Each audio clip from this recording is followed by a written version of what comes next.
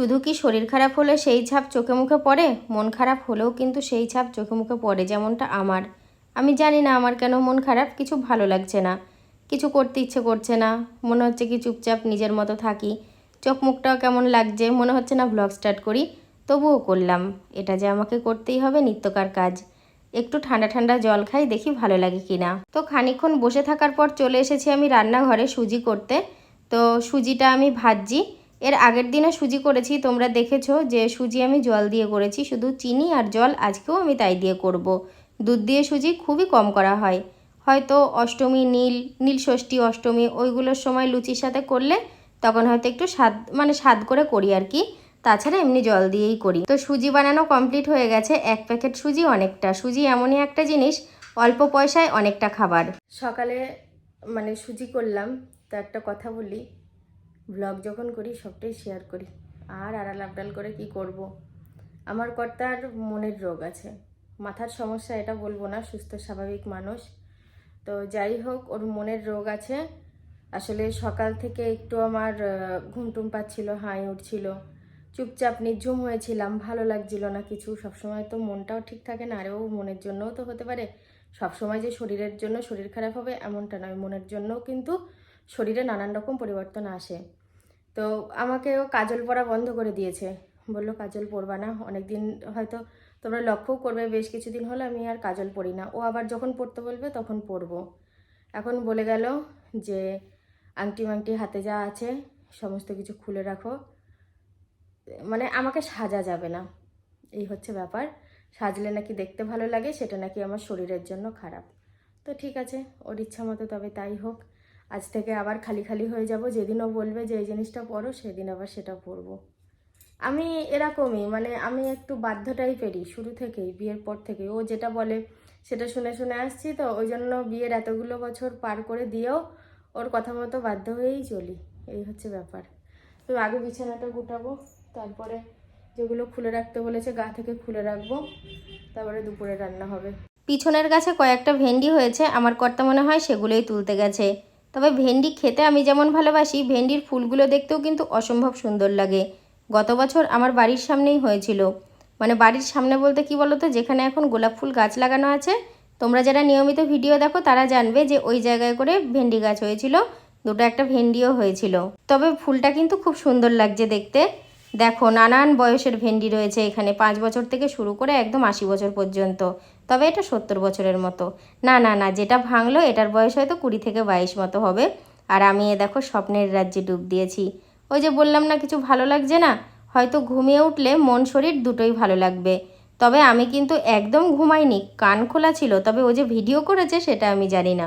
তো বেশ কিছুটা সময় কেটে গেছে, আবারও আমি রান্নাঘরে এসে রান্না শুরু করে দিয়েছি। এদিকে ঢ্যাঁড়সগুলো ভাজা করছি। আমি আরও কিছু ঢ্যাঁড়স কিনেছিলাম, যাতে করে অনেকটা ভাজা হয়েছে। আর ওইদিকে আমি মোচাটা সিদ্ধ বসিয়ে দিয়েছি। আমি তো গতকালকের ভিডিওতেই বলেছি যে আজকে মোচা রান্না হবে। একটা মানুষ যদি হাতে কানে গলায় সব কিছু ভালো ভালো পরে থাকে, তারপরে যদি খুলে ফেলে, কতটা খারাপ লাগে দেখো। আমার নিজেকে দেখে বড্ড খালি খালি লাগছে, কানে নেই, গলায় নেই, হাতগুলো বেশি ফাঁকা লাগছে, তো একদমই ফাঁকা ফাঁকা লাগছে। তো যাই হোক, রান্না কমপ্লিট করে ফেলেছি। অনেক দিন পর ডিমের তরকারি রান্না করলাম। আর এখানে ঢ্যাঁড়স ভাজা, আর এখানে রয়েছে মোচা। সব কিছু অর্ধেক অর্ধেক কেন জানো, বাবাকে খেতে দিয়েছি, আর মায়ের জন্য নিরামিষ তরকারি একটু তুলে রেখেছি। দুপুরবেলা খাওয়া পুরো কমপ্লিট করলাম, আমি আর ও একসাথে বসে বসেই খাই, এটা তোমরা নিশ্চয়ই সবাই জানো। কিন্তু আজকে আমরা খাওয়া দাওয়া করার পরে একটু গল্প করি, সুখ দুঃখের গল্প একটু শেয়ার করি, কিরম দিনটা কাটছে কি না হচ্ছে এসব নিয়ে একটা কথা আলোচনা করি। কিন্তু আমার উপরে দেখছি আজকে একটু রেগে আছে। রেগে আসার কারণটা কি আমি বুঝতে পারছি না। কি গো, তুমি যে আমার উপর রেগে আছো, কথা বলছো না, কারণটা কি একটু? আমি প্রথমত রেগে নেই, দ্বিতীয়ত কথাও বলছি। আচ্ছা, কথাও বলছো। ওর রাগের কারণটা হয়তো দুটো বিষয় হতে পারে। একটা হচ্ছে, দ্বিতীয়ত আমি পাড়া থেকে একটু লেটে বাড়ি এসেছি। আর প্রথম কথা হচ্ছে, এটাও হতে পারে যে সব জিনিসপত্র সেজে গুজে ছিল, আমি ওকে খুলতে বলে গিয়েছিলাম, যখন পাড়ায় যাই তখন খুলে রেখে দিতে বলেছিলাম, সেটাও কারণ হতে পারে। এবার কারণটা কি আমি কিন্তু বুঝতে পারছি না, কথা কেন বলছে না, কি জন্য বলছে না। কে বলেছে কথা বলছি না? যা বাবা, রান্না করলাম, খেতে দিলাম, খেলাম, কাজ করছি, স্নান করলাম, তো আবার কথা বললাম না কোথা দিয়ে বলো তো? বলাতে সিস্টেম বলাতে দেখি সব খুলে যে হাতে। হ্যাঁ, আবার কি তাছাড়া? বলাতে দেখি একটা সিস্টেম। হয়তো কোথাও কিছু নাই বললো, তুমি না চোখে কাজলটা পড়ো না, খুব ভালো কথা, পড়া ছেড়ে দিলাম। আচ্ছা, লিপস্টিক পরে যদি রিলস করি, আমি লিপস্টিকটা কতক্ষণে তুলবো, মানে রিলসটা হতে দেরি তুলতে দেরি নেই। আচ্ছা, সেটাও মেনে নিলাম। তারপরে একটু দুটো কানের মানের পরেছিলাম, তারপরে ষষ্ঠীতে পরে গিয়েছি, দিয়ে আর আলিশি করে খোলা হয়নি। সেইগুলো পরে নাকি ভালো লাগছে, আর ওর একটা ধারণা আমাকে ভালো লাগলে নাকি আমার শরীরের ওপর ক্ষতি হবে। তো এই সমস্ত জিনিস আমি মানি না, বিশ্বাস করি না, আর এই সমস্ত প্রভাব আমার ওপর ফেলে। আমার সত্যি কথা বলতে খুব রাগ হয়। কী কারণে কী জন্য খুলতে বলেছি আমি কিন্তু এটা কাউকে বলতে পারছি না, বলতে পারবো না। তবে ওকে আমি বলে গেছিলাম জিনিসটা খুলে রেখে দিও। তা ওই খোলাতেই হয়তো বন্ধু ওটা রাগ হয়েছে। রাগের কারণটা এখন বুঝতে পারছি, এটাই রাগ। এছাড়া অন্য কোনো রাগ নেই ওর উপর, আমার উপরে আছে। আমার কোনো কারণেই রাগ নেই। তো ডিমের তরকারি কতদিন পর খেলে বলো? অনেক দিন পর ডিমের তরকারি খেলাম।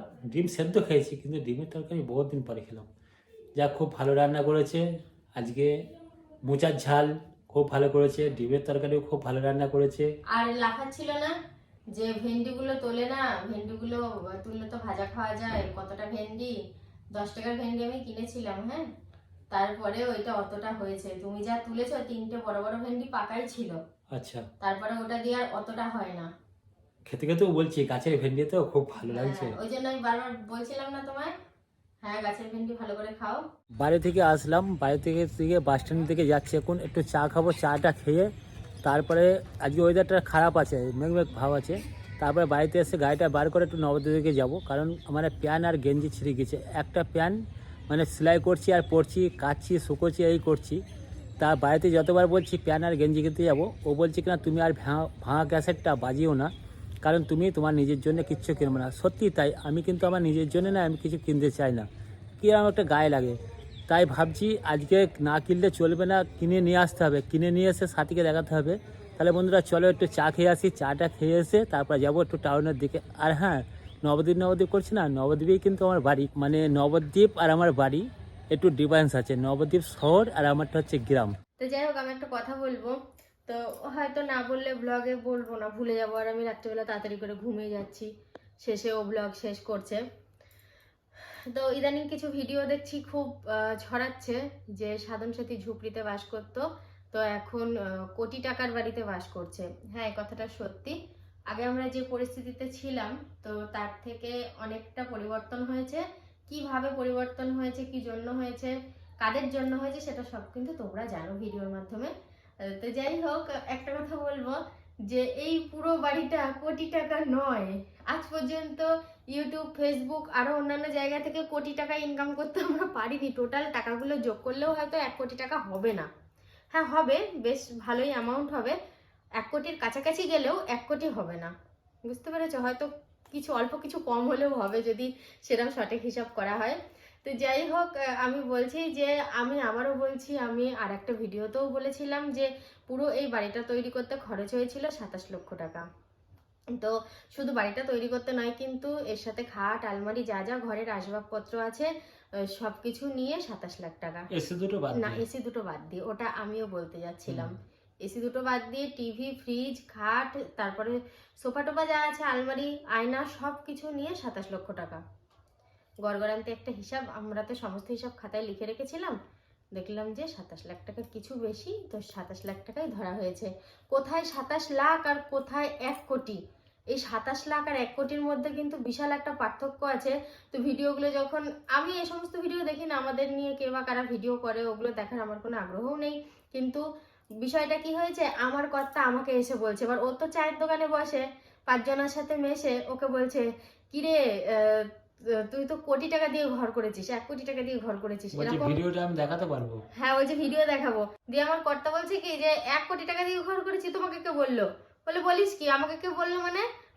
ভিডিওই দেখছি, ভিডিওটা দেখবি শুধু। ভিডিওটা দেখাতে পারবো? হ্যাঁ, শুধু এরকম এক জায়গায় না, বেশ ক জায়গায় শুনেছে। শোনার পর ও যদি একটা কথা বেশ ক জায়গায় শোনে, আমাকে এসে বলে। দিয়ে যাই হোক, 2-4 দিন পর আমারও দেখি ফোনে এসছে, তখন আমি ভাবছি যে তো তাই তো সবাইকে বলে দেওয়া উচিত। তো 1 কোটি টাকা খরচ হয়নি, আর 1 কোটি টাকা আমরা পুরো ইনকামও করতে পারিনি এখন পর্যন্ত। বললাম অনেক টাকা হয়েছে, 1 কোটি টাকা নয়, অন্তত হয়তো কিছু কম 1 কোটি টাকা থেকে। কোথায় 100 লাখ আর কোথায় হচ্ছে 27 লাখ। 27 লাখ, কতটা কতটা ডিফারেন্স বলো তো? বলছে সাধন সাথে 1 কোটি টাকা দিয়ে ঘর করেছে। তো তো এই হচ্ছে ব্যাপার, আমি বিষয়টা একটু ক্লিয়ার করে দিলাম। কর্তা ঘরে ঘুমাচ্ছে আর আমি একটু ছাদে এসেছি, মানে ছাদে 2-1 জন ছিল বলে আমি দেখলাম ওরা রয়েছে, আমি একটু যাই, তো আমি আসতেই সব নেমে গেল। এখন একটু একা, আর কি করবো, একটুখানি বসি, সন্ধে হওয়ার আগে আগে ঠিক নেমে যাব। এতক্ষণ বাইরের গেটে বসেছিলাম, প্রায় দিনের ভ্লগে তোমরা দেখতে পাও যে আমি গেটের সামনে যেখানে বসে থাকি সেখানেই বসেছিলাম। আর দেখেছো বিকেল মানেই কলরব হয়, প্রত্যেকের গেটে গেটে সবাই দাঁড়ায়, কাজকর্ম সেরে গল্প করে, নয়তো বাচ্চারা খেলা করে। আমি একটুখানি সিঁড়ি দিয়ে উঠে এসেই হাঁপিয়ে গেছি, কথা বলতে বলতে কেমন হাঁপ লাগছে। আজকে এখন রাত্রেবেলা পিকনিক হবে, কবিল মাংস নিয়ে এসছে, তাই তো? 1 কেজি 400 মাংস হয়েছে, 300 টাকা। 300 টাকা। মুরগিটা বড়, মাংসটা দেখিয়ে এনেছি। আর রান্নায় কে আছে নামটা বলে দে। রাজু। বলো তো যে জিনিসটা খাচ্ছ সেটার নাম কি? 12 ভাজা। না, ভুল বললে, একটু ভাজা? দেখাও বন্ধুদের, একটু দেখাও। তাহলে বাদাম ভাজা। না, এটা হলো ঝালমুড়ি। আচ্ছা। ট্রেনে যে ঝালমুড়িটা পাওয়া যায় সেটা একটু অন্যরকম, ওটায় মশলা দেওয়া থাকে, আলু সিদ্ধ দেওয়া থাকে, নারকেলের ফালি, আর এটা একটু অন্যরকম, এটা একটু লাইট করে আছে সবকিছু।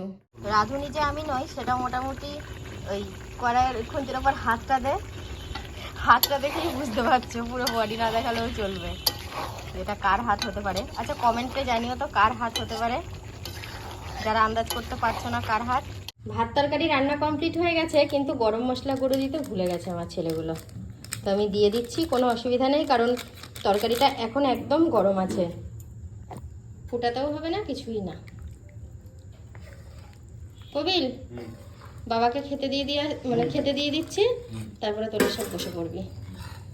খুব সুন্দর ঘ্রাণ বেরোচ্ছে বল। তোর কাকা কখন গেছে প্যান্ট গেঞ্জি কিনতে, এখনো আসেনি।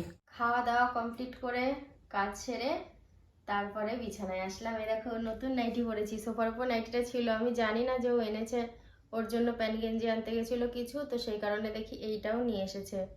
আমি বললাম যে এটা কি ভাঁজ করা, তো বলছে তোমার নাইটি। আর না, তাহলে ঠিক আছে দাও। ওই ঘরে আর নাইটি আনতে যেতে হলো না আমার, যেহেতু জামা কাপড়ের আলনা ওইদিকে আছে। তো আমি চেঞ্জ করে ফ্রেশ হয়ে একদম বিছানায় উঠে পড়েছি। ওষুধ খাওয়া কমপ্লিট হয়ে গেছে, এখন শুধু ঘুমোনো বাদ আছে। তোমাদের তো সবাইকে বললাম দুপুরবেলা যে আমার কিছু জিনিস কিনবো, গেঞ্জি প্যান্ট ইত্যাদি কিনেছি।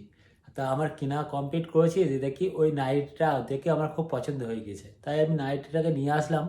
আর নাইটিটা আমার নিয়ে আসার একটা উদ্দেশ্য, নাইটিটা নিয়ে আসলে ও যে খুশি হবে, তার সাথে সাথে যে আমি যে খুশি হব, সেটাই হচ্ছে। সুন্দর হয়েছে, রংটাও খুব সুন্দর, নাইটিটাও খুব ভালো হয়েছে। আর আমি না অন্য কাটিং এর পরি না, গোল গলা কাটিং এর নাইটিই পরি, তোমরা দেখো সেটা সবসময়।